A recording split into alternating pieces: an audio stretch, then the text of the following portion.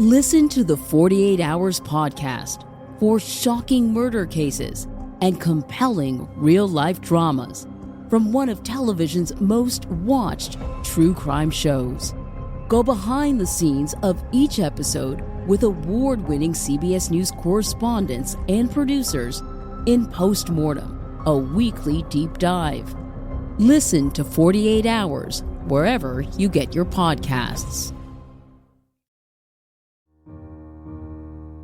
Inspired by the life of the savvy and ambitious Colombian businesswoman Griselda Blanco comes a new Netflix original limited series. Griselda tells the story of a devoted mother who, with her lethal blend of charm and relentless savagery, creates one of the most powerful cartels in history. Witness Sofia Vergara's captivating transformation into the godmother of the underworld. Griselda, streaming January 25th, only on Netflix.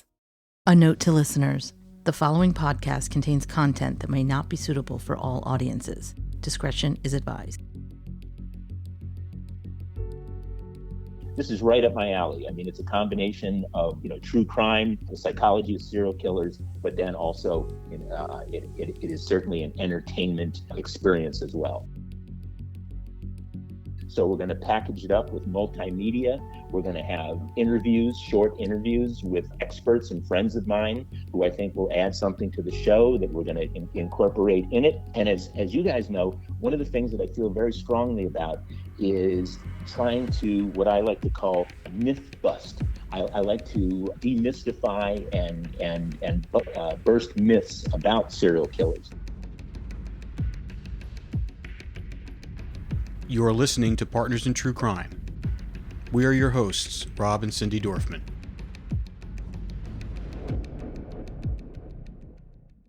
Welcome back to The Killing Hour with Doc Bonn. Today we're taking a detour from our discussions with Doc Bonn about serial killers to highlight an upcoming event that he will be hosting.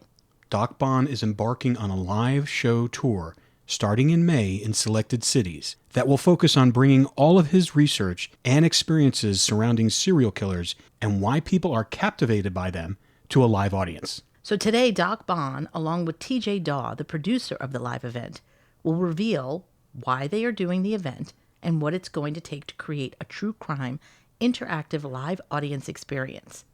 Let's hear what they have to say. All right, so today's an exciting day for The Killing Hour with Doc Bonn. I know you've been hearing a lot of the ads that we've been placing at the end of the both of our podcasts about Doc Bonn's exciting new live event that he's going to be showcasing coming up. I believe is in Doc. It's May? Is it start? That's right, throughout May. Okay, cool. So he's going to be doing a live event, and he's going to be basically doing a one-man show. And he's going to be touring a bunch of places around the country, and we're really excited to have the tour producer on with us, TJ Daw. Tell us a little about yourself, tell us about your company and what you do, and tell us a little bit about the exciting tour that you're planning for Doc Bonn. I would be happy to. So my name is TJ Daw, and I'm a writer and director and performer based out of Vancouver. And I have carved a career for myself over the last 25 years, finding ways to translate ideas and stories into something original on the stage. The producer of this show is called Right Angle Entertainment, and I'm a freelancer, and I get hired for them for any number of gigs. So what Right Angle does is they specialize in that gray area of live shows that aren't plays and aren't concerts, but still are essentially live shows that tour performing arts centers, mostly in the U.S., sometimes internationally, and engage audiences directly. And right angle shows are always shows where the concept is what's bringing people in, and they're pretty clever about finding subjects that have an existing audience. And I don't know if you realize this, but the existing audience for true crime is pretty big. There's a lot of people who are interested in it, so hence this show. That's awesome. Well, we're really excited about it. Scott's been talking about it with us a little bit for the past few weeks, and we were just curious on how you got the initial idea for the show, and why did you reach out to Scott to help create it? So this idea originated with a similar show that's touring in the UK, and it was seen by a different producer who works for Right Angle, who saw it and saw just how enthusiastically the audiences were flocking to them, and then seeing the show weren't that impressed with the actual delivery. So his thought was, what if we did a show about this topic? What was actually interesting? And it was really dynamic, and it wasn't dry and academic, even though it was coming from somebody who had the expertise and knowledge and background to be able to speak with authority on the subject of serial killers. So that was the genesis for this idea. Now, why Scott in particular? There was a number of years ago where this same company contracted me to adapt a serial killers podcast, and the show never ended up reaching the stage. But in the development exploration phase of the project, I reached out to Scott, and we had an hour, 2-hour interview where I was just picking his brain about what makes serial killers tick. And I really enjoyed that interview, and I really enjoyed just how well spoken he was, as well as how knowledgeable and the direct experience he had interacting with different actual serial killers.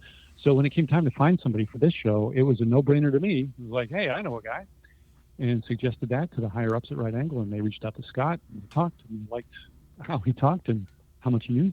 Scott, what was your thoughts when you first were approached by Right Angle and the tour producer? I mean, it's pretty cool.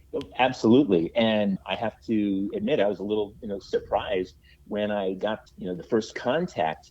And at first, they used the word host. So I thought that I was going to be sort of like Terry Crews on America's Got Talent and hosting a show that already existed or some kind of event that already existed. But I became quickly aware of the fact that no, this was an opportunity to create something that doesn't currently exist. And, what you very rarely in life are you given that opportunity to sort of create something along your own vision and based upon your own skill set, and working with a real pro like TJ. It was just an amazing opportunity. And as you know, and a lot of our audience know, I have kind of a unique background. I spent half of my career actually in the entertainment and television field, and then switched gears and became a criminologist. So this is right up my alley. I mean, it's a combination of true crime, the psychology of serial killers, but then also it is certainly an entertainment experience as well. That's awesome. So how do you think, I mean, you've been on panels, I've seen you on panels, I've seen you've done tons of interviews, television interviews for documentaries, and also, and just recently, I remember the one you just recently did for TMZ and a couple other news broadcasts. What's your goal for this show, for the psychology, and this is the title, The Psychology of Serial Killers and Why They Captivate Us? What are you going to bring to it, and what kind of expertise? Because I know you used to teach as well. So how do you wrap that all into a package for an entertaining evening for people who are really obsessed about true crime? Well, great question. And that therein lies the excitement of this opportunity. And I have to say, I really pushed to have that word captivate us in the title of the show, because that's really what this is about. This audience, like TJ said, we know that this is a passionate, very, very passionate audience. And as Rob and Cindy, as you know, the audience is predominantly female. So we are developing something for an audience that we have a pretty good sense of what they're looking for, what interests them, and what will engage them. And so the opportunity now is to create just that. And what do I hope to do? Well, I hope to do some education along the way. But as TJ said, this is certainly not going to be a dry speech or lecture in any way. We're here to entertain. So we're going to package it up with multimedia. We're going to have short interviews with experts and friends of mine who I think will add something to the show that we're going to incorporate in it. And as you guys know, one of the things that I feel very strongly about is trying to, what I like to call, myth bust. I like to demystify and burst myths about serial killers. And there's so many of those myths out there. So I want to lead people to the reality of this, understand the complexity of it, the variety of serial killers. They're not one size fits all. Also, the rarity of serial killers. We have this tremendous fascination, but yet they're incredibly rare in the world. But do this in a very engaging and interesting way. In fact, if I can elicit an emotional response, emotional psychological response throughout the show, where I'm able to create some shock and awe among the audience, I'm able to get them to introspect and contemplate some of the important issues here, and also sympathize certainly with survivors and victims, and even create a little ironic humor. Because let's face it, some of the things that these individuals, these serial killers do, it's so over the top that in some ways it becomes almost laughable in an ironic way. I hope to fully engage and provide an experience that will be really satisfying. You talked about multimedia elements. What are you speaking of? What kind of things do you think you guys want to do? What we're currently working on, and TJ and I are actually actively involved in creating all of this right now, there will be segments of existing interviews with individuals like Ted Bundy, Jeffrey Dahmer, John Wayne Gacy, individuals who are no longer with us, where we're going to edit it down to just get some very, very compelling and shocking statements from these individuals. As I mentioned, I have a network of just fascinating people like Kevin Dutton, who has already been interviewed here on our podcast, who I'm asked questions, and they will provide little sound bites of information and little nuggets to just add flavor and interest to the show, and lots of still images as well. We're going to have when I refer to a given case or a given individual, we're going to have lots of visual images. So it will be really a multimedia experience. Well, it sounds so exciting. Go ahead. I'm sorry, TJ. Yeah, another thing we'll have in there are some still images of Scott standing with David Berkowitz. He actually has interviewed some of these people in person, and this isn't just a wild claim that we're expecting the audience to take on faith. No, here's photo evidence. That's right, and I'm glad that TJ mentioned that. I did spend pretty much almost an entire day with David Berkowitz there at Sullivan Correctional Facility, and one of the crazy little anecdotes that I'm going to tell is I have this Polaroid photo that I think Rob and Cindy, you have seen, where Berkowitz and I are standing with these smiles on our face in front of what looks like a beach scene. There's swaying palm trees in the background. Well, it turns out at Sullivan Correctional Facility, as a lovely parting gift, I was given the opportunity after my session with David Berkowitz to take a Polaroid in front of a mural, a hand-painted mural on the wall of a beach setting with David Berkowitz for the low price of $2. And so I left with my lovely parting gift of this Polaroid photo of the son of Sam and me on the beach together. That's like your vacation. It almost looks like a vacation photo. It absolutely does. It looks like I'm on vacation with the son of Sam. Well, that kind of leads me to the next question, because it is such a intense subject matter. You're talking about serial killers, and you have obviously spoken to these killers face to face, and you have pictures of it. Are there any precautions that you need to take, or any kind of special considerations when dealing with this type of subject matter, doing a show like this? Absolutely, without a doubt. And again, Rob and Cindy, we've talked about this quite a bit. We need to be sensitive to the survivors, to the victims of these individuals. And as I frequently will ask an audience when I'm given the opportunity, I'll say, who knows the name Ted Bundy? And all the hands go up. And then I'll say, okay, he killed at least 36 women. Name one of them. And no one can do it. I have yet had anyone actually name a victim. So that is an indication that we do a much better job of putting the name of these individuals and their faces out there, but at the risk of really reharming and re-victimizing the individuals themselves. So that said, what I don't want to do, and you see this all the time, all you have to do is go to serial killer websites, fan websites, and you see just gory, horrible photographs. We're not going to do that. Of course, given the subject matter, some of the images that we may show and the stories that I will tell and anecdotes will be shocking, given the subject matter. It's hard not to be shocking when you're talking about these individuals. But certainly, we do not, and I know TJ feels the same way, we're not looking for shock and gore and to exploit this situation. So we have to take that into consideration. And TJ, would you like to add something to that? Yeah, one of the things that we've already been talking about as we've been developing the material is that one of the myths that Scott busts is that serial killers are basically the devil incarnate, that they're monsters, they're wild maniacs, as they're often portrayed in the movie. Whereas many serial killers were actually completely normal-looking people who had very normal-looking lives. And to me, that is worth really showing of like, here, look at this absolutely normal-looking person. They might not appear to us normal because we have preconception, because we know they went on to murder this many people in this particular grisly way.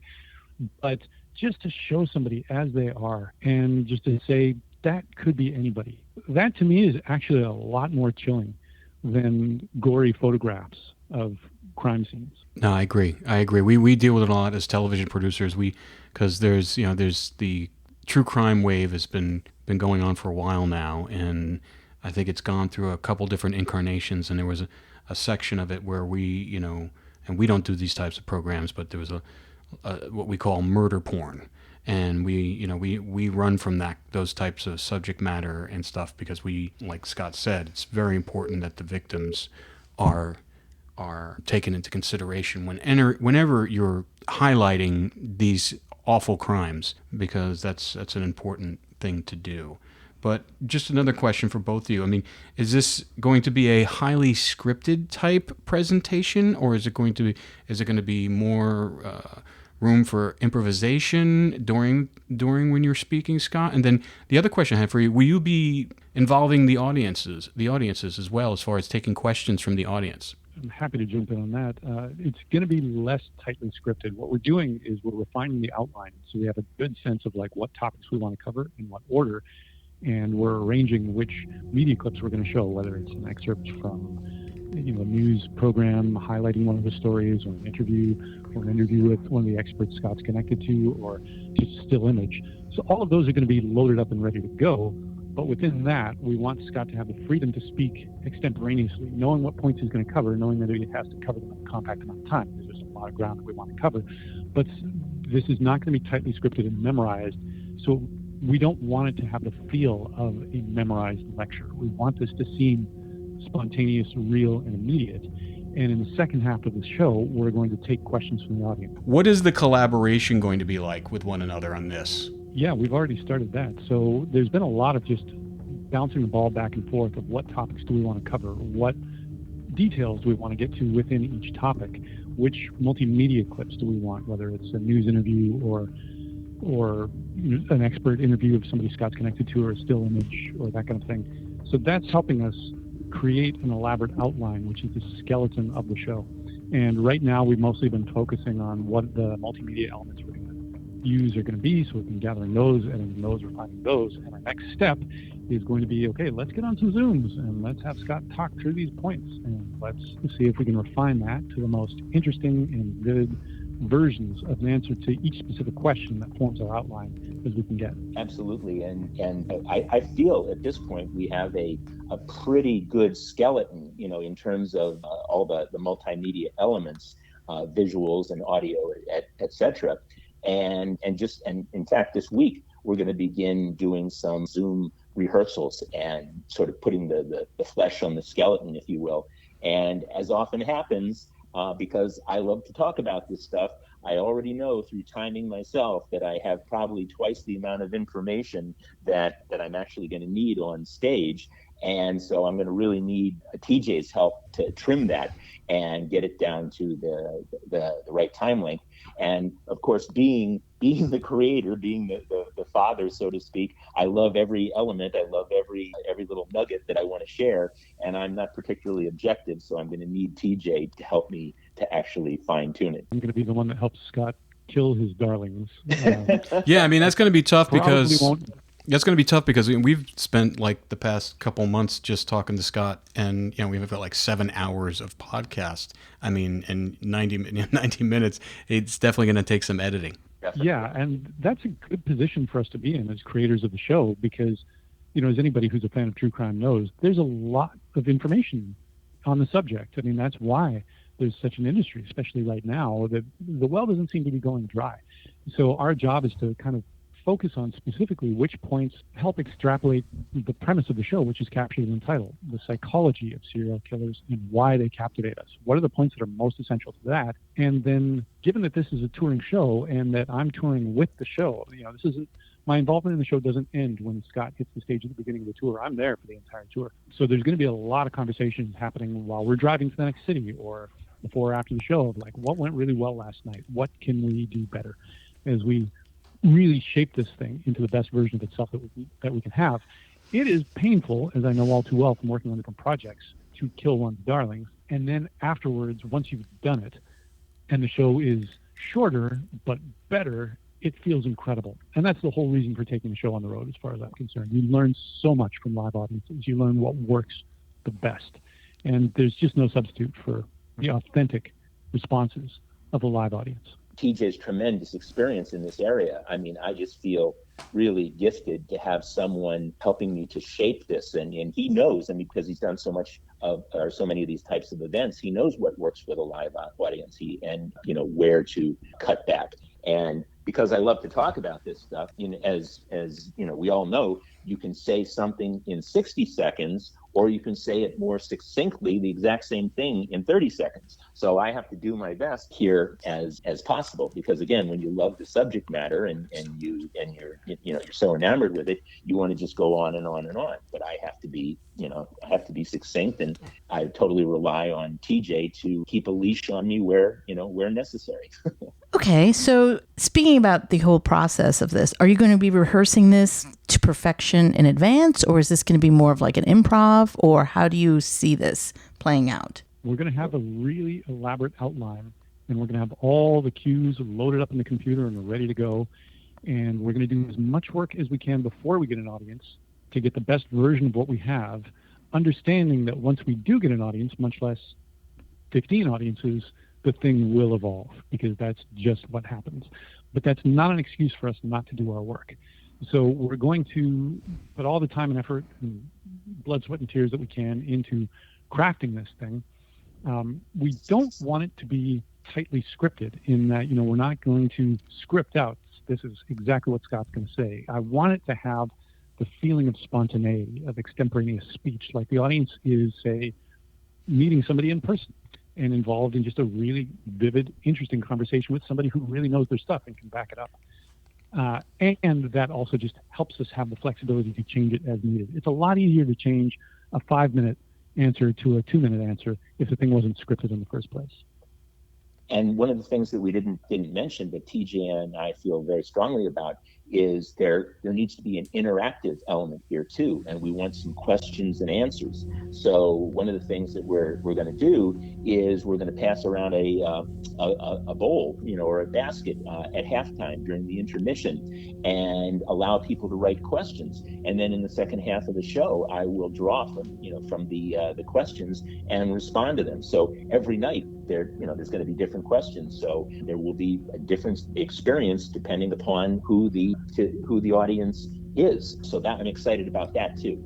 And what I've learned from more than 10, 12 years in the classroom is that anytime you mention the word serial killer, it's like there's an electrical jolt in the seat of the chair that people are sitting in. My students would practically jump out of their chairs whenever I mentioned serial killers. They would get so excited, and their hands would fly up with questions. I'm sure there will be no shortage of interest in that regard. And what I might also do, because I had success with this in the classroom as well, is as I'm providing information or explaining a phenomenon, I might just spontaneously throw a question out to the audience and to get their, elicit their response. And people love to do that too, shout out an answer to the question. So I really do want to make it interactive. I want to make it exciting and dynamic for all parties involved. Hey, Scott, the other thing I was interested about is because you get called a lot in the moment when current murders happen, like the one, the Idaho killings and a lot of other stuff. I mean, are you going to incorporate any of that? Because I know you have such a history of the classic serial killers that we've been talking about on our podcast, like BTK and Son of Sam. Are you going to be incorporating and paralleling any of the stuff that's happening currently that kind of gives people some information on where they think these crimes have have gone? Because I know they've talked about it. Even Kerry Rawson has been interviewed about the Idaho murders as well, and seeing if there's any parallels there as well. Yeah, well, great question. And so the answer to that, I believe, is going to be spontaneity will rule the day. And yes, Brian Kohberger, you're talking about, who's alleged to have and been charged with the 4 murders in Idaho. There are profound parallels there, interesting parallels between he and BTK.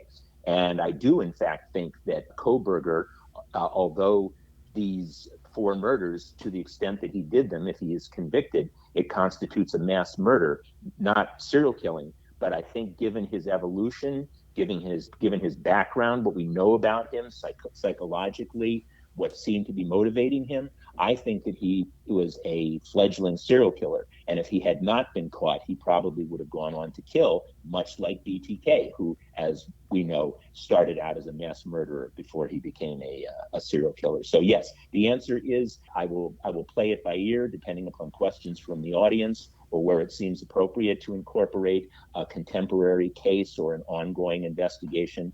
I will definitely include it in the show. Okay, great. Are there any advantages to doing a live event night after night in this type of show? Yes, absolutely. Many advantages. One is that, for one thing, this is a compact tour. This is, I believe, 15 dates over the course of about 18 nights. So that's a lot of kicks at the can. And I can say this as somebody who's been doing this work for quite a while, sometimes as a performer as well as working with performers, is there's no teacher like a live audience. You really discover a lot as you do the show a number of times that you just can't discover in the rehearsal hall or when you're sitting at your desk devising it or writing it or outlining it. There's a lot of just spontaneous pearls that will just come to you when you're in the moment on a particularly good night that will come out of you and kind of surprise you as much as they surprise the audience. And there'll be some inner voice that says, hey, that was good. I didn't even know I knew that. Or I didn't have that turn of phrase just cocked and ready to go, but it just came out and it was brilliant. And one of the advantages of doing it with the co-creator being with you is that you can talk about those things afterwards. Okay, remember that. That was a good phrase. That was a good answer to that. That was really good. There's also going to be a lot that we're going to learn from the audience questions. I'm sure we're going to see patterns in what they ask us, and we're going to spot things that they're interested in that hadn't occurred to us to include in it. So when there's patterns in the questions people ask, that's really going to tell us something about what people are most interested in as well as what lands the most. And then there's also just that assessment that can't not happen, both from the stage and, from my point of view, I'm going to be in the booth, of what are the moments where you can just feel people's heartbeats sync up, where you can feel that silence in the room as a point just lands perfectly with people. And does that just happen once, or does that happen night after night? Or is there something that we do in terms of like rearranging the order that makes all the difference in the world? There's some conversation we have with an audience member or with a presenter who sees the show after, from the venue, and just on our way out, they'll say, oh, I particularly like the such and such, but how about this, that kind of thing. Sometimes those things wind up in the show. You never know. The only way to find these things out is to do the show as many times as you can. That's great. So Absolutely. You're basically saying that there's going to be an evolutionary process with this show. So like show 1 and then the last show could evolve into something completely different. Is that what you're trying to say? Based upon what you're learning, what the audience is listening to and reacting to? A lot like how a serial killer will refine their method, as they do it. Stage performers want to kill as well. So, the more we do it, the more deadly we become with our material. Nice turn of phrase there, TJ. I have not had the theatrical experience that TJ has had, but I did have more than 12 years of experience in the classroom.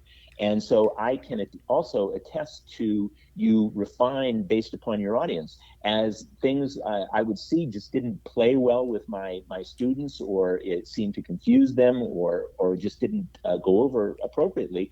I would refine my lectures. I would refine my presentations in the classroom accordingly. So it's up to me and also to TJ to be very attuned to the reactions of the audience, so that we'll be able to make those kinds of revisions and improve the show as the tour continues. TJ, I understand that it's a 15 market tour, starts in May, is a test. What are the overall rollout plans after the test? Well, the 15-city tour is going to start in the Northeast. We're going to do a number of dates there. We're going to fly to the Midwest, a number of dates there, and then eventually make our way to Texas and the tour ends there. So we're going to get a good cross-section of how the show, well, first of all, just a good chunk of time to refine the show and really get it into the shape that we want, as well as to see how it plays in different markets.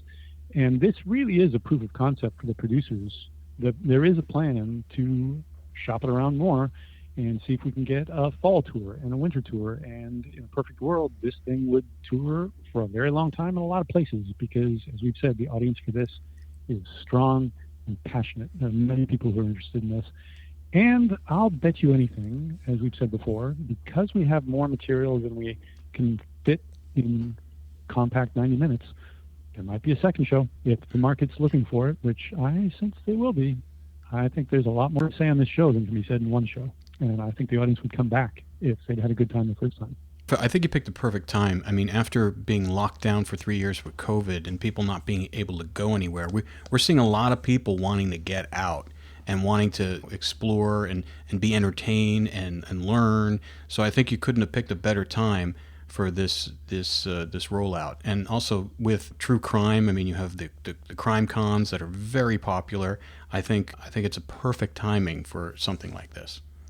It's also, I've been thinking about this a lot. I didn't really share this with TJ yet, but this is an interesting communal experience. And in other words, it's going to be an audience made up, again, predominantly women who are just absolutely fascinated by true crime generally and serial killers specifically. And I have had any number of true crime fans, again, mostly women, come up to me and say, you know, Scott, I love this stuff, but I don't necessarily tell everyone. It's kind of like eating a pint of Haagen-Dazs ice cream in bed at 3 o'clock in the morning. I do it, but I don't necessarily want to tell everyone about it. Well, guess what? If you come to this show, we can all sit and enjoy our pint of Haagen-Dazs together, because birds of a feather flock together, and we're all there for the same reason, because we're interested in serial killers, their psychology, and why they captivate us. So it's really going to be, I believe, a wonderful communal group experience for everybody. Yeah, just to add to that, there is something wonderful that happens when people are in a room together. And as you said, we've largely been prevented from doing that over the past few years. There's a particularly nice thing that happens when people are coming together with the kind of expectation that Scott described, which is like, this is my guilty pleasure. I might talk about this in secret or think about it on my own, or maybe I'm a little too into this, and does this mean that I'm a disturbed person or something like that? There's a tremendous validation that happens when you're in a room full of 1,000 other people who are also into the same thing. And part of what captivates us by serial killers, this is one of the topics we're going to discuss in the show, and one thing that has always fascinated me is why this topic is so overwhelmingly interesting to women, given that women are often victims of serial killers, is what we hope is there's going to be a tremendous validation for anybody who comes to see the show live, to sit in a room full of other true crime fans. The implicit message is, hey, you are not crazy for being interested in this. You are not crazy for being fascinated by something so dark and so disturbing. A lot of other people are right on board with this. It's okay to be interested in this. It's okay to want to understand this thing. It doesn't make you a criminal yourself or a psychopath yourself. It makes you a very interested, curious, concerned person who, in theory, is working towards upping their own game in terms of safety and understanding more and doing whatever we can do as a society to create a society where this kind of thing happens less. Absolutely. And one of the things I'm going to talk about is the actual value of true crime programming. Because it does serve an educational purpose. I've had women tell me this as well, that one of the reasons that they love the shows on HLN and ID and Oxygen and also the OG shows like 48 Hours and 2020 is that it's educational. They learn how not to become victims. These are really useful educational tools. And we're going to talk about that as well, because we all want to feel safe. We all want to feel like we are, not at risk. And that is part of the goal and part of the purpose of this. The more we understand serial killers, the less likely we are to become a victim, which, by the way, is the reason I believe that serial killers are way down in number since the 1970s and their heyday in the 1980s. Part of it is the educational factor. People are more vigilant these days. They're less likely to hitchhike. They're less likely to put themselves in situations where they are at risk. And I think we can thank true crime programming for providing some of this educational value. So, Scott, how do you think this show is going to fit into your overall plan that you hope to accomplish as a criminologist? Great question, Cindy. I'm so glad you asked that. For me, it's a real gift. I rarely, and we talked about this a little earlier, have an opportunity to actually get immediate feedback on my concepts, on my perceptions, my insights. Here, I'm going to have an opportunity night after night to actually get real-time feedback. And as a researcher, as someone who studies and is actively engaged in this as a career, that's very important, because I will learn what the needs of the audience are, what their expectations are, how I can help fulfill their needs and expectations. And I am not, by any stretch of the imagination, someone who attempts or wants to simply shock and provide gory content. There are places for that. If you're into all that, there are definitely places to find it. What I really seek to do is to try to educate in a entertaining way, demystify, debunk the myths once again, and present reality. And the more that I can do that, the more that I can present reality as it is, and hopefully provide some advice and suggestions on how to stay safe and how to identify and apprehend these individuals, then I'll feel like I am doing the right thing with my career. Well, this is awesome. I mean, I can't wait till you do a couple tour dates, and then we can have you back on the podcast and find out some of the crazy questions you're getting asked by the audience, because I'm sure they're going to be coming from all different angles, as we know, because they're so interested in this stuff. It sounds so exciting. We're very excited for you, Scott. It's going to be wonderful. We look forward to it. We'll have to go to a show when you guys are in California at some point. And thank you so much, TJ, for coming on the show today. You're very welcome. It's been a pleasure. Thank you. All right. And then we'll be posting your dates on our podcast and the website as well. And we always do that at the end of both of our podcasts. So the website. So we're cheering for you, Scott. I'm sure you're going to kill it, as TJ says, and we look forward to hearing about all the great responses you're going to get with this tour. Thank you so much. Next time on Partners in True Crime. Out of the mist and out of the darkness comes this specter of Son of Sam, who just loomed as a demon in New York City at that time, and he literally held New York City, the greatest city in the world, 8 million people, in a death grip for an entire year. We have an exciting announcement for all of our listeners. Doc Bonn is taking his serial killer expertise on the road this spring in a live theater event. To purchase tickets to Doc Bonn's show, The Psychology of Serial Killers and Why They Captivate Us, go to www.psychologyofserialkillers.com. That's www.psychologyofserialkillers.com. Go see Doc Bonn and get the real story on what goes on in these notorious killers' minds. All rights reserved.